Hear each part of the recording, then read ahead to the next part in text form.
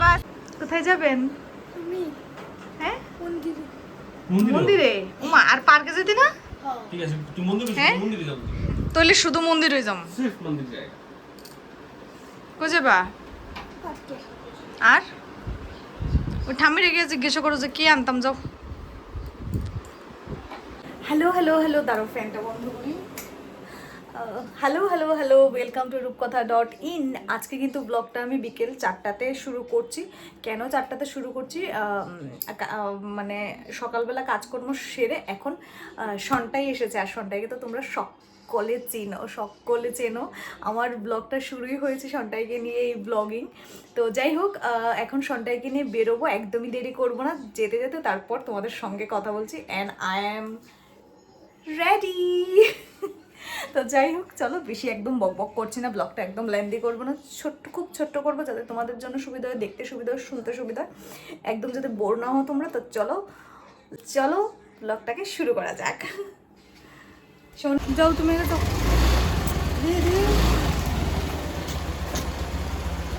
যাও যাও যাও যাও। এই যে রাস্তাটা দেখতে পাচ্ছ, সেটা কিন্তু আমার কলেজে যাওয়ার রাস্তা। তাই এই রাস্তাটা আমার আর ওর ভীষণ পরিচিত, কারণ ওই যে আমরা একই কলেজের ব্যাচমেট ছিলাম। তো যাই হোক, বন্ধুত্বটা এখনও আছে, যেটা আমি সব সময় বলি। আজকে যাচ্ছি আমরা, তোমরা হয়তো অনেকেই চিনে গেছো কোথায় যাচ্ছি এলবার্ট এক্কা পার্কে। চলো এবার যাই। এই যে রাস্তাটা দেখতে পাচ্ছ ডান দিকে, সেটাই হলো আমাদের কলেজের রাস্তা, ইকফা ইউনিভার্সিটি। তো যাই হোক, চলো এবার চলে এসেছি। এইবার ঢোকা যাক। ঢোকার আগে একটা টিকিট নিতে হয়, সেটা পার পারসন 10 রুপিস করে, আর বাচ্চাদের জন্য 5 রুপিস, সেটাই রাখলো। তো চলো এবার ভেতরে যাওয়া যাক।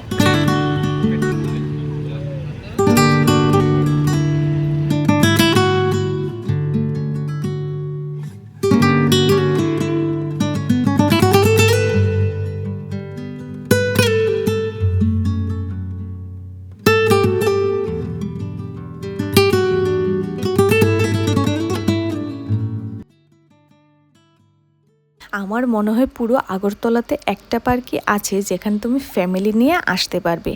কারণটা কেন বলছি সেটা হয়তো তোমরা সকলে বুঝতে পারছো, যেখানে তুমি ফ্যামিলি, বাচ্চা, বড় সবাই আসতে পারবে। আর এই পার্কে আসার না পারফেক্ট সময় হলো একদম সন্ধে হচ্ছে এই সময়টা। এইখানে দেখো ওপর দিয়ে আবার ত্রিপুরার আর্ট কলেজটা যেটা আছে সেটাই ঠিক পেছন দিকে দেখা যাচ্ছে। তোমরা হয়তো অনেকেরই এটার স্টুডেন্ট থাকবে যারা আমার ব্লগ দেখো। তো যাই হোক, আই এম নট শিওর। তো এইখানে আমি উপরে আসতে চাইছিলাম না, সন্টাই বারবার বলছিল যে পিপি উপর দিকে চল।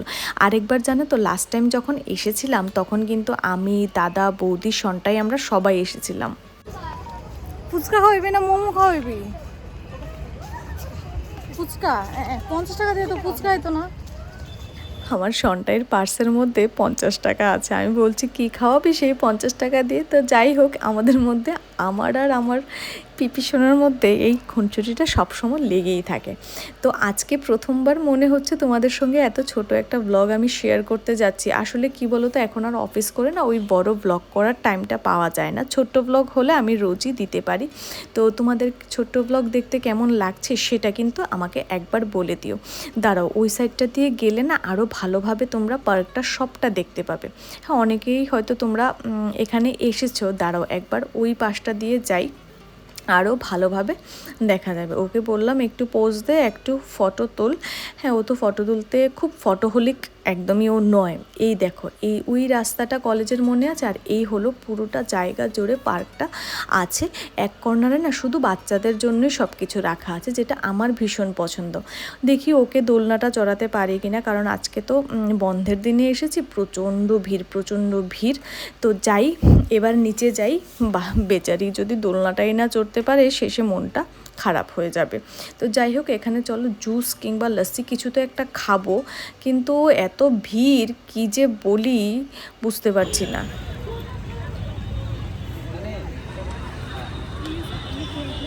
হ্যাঁ,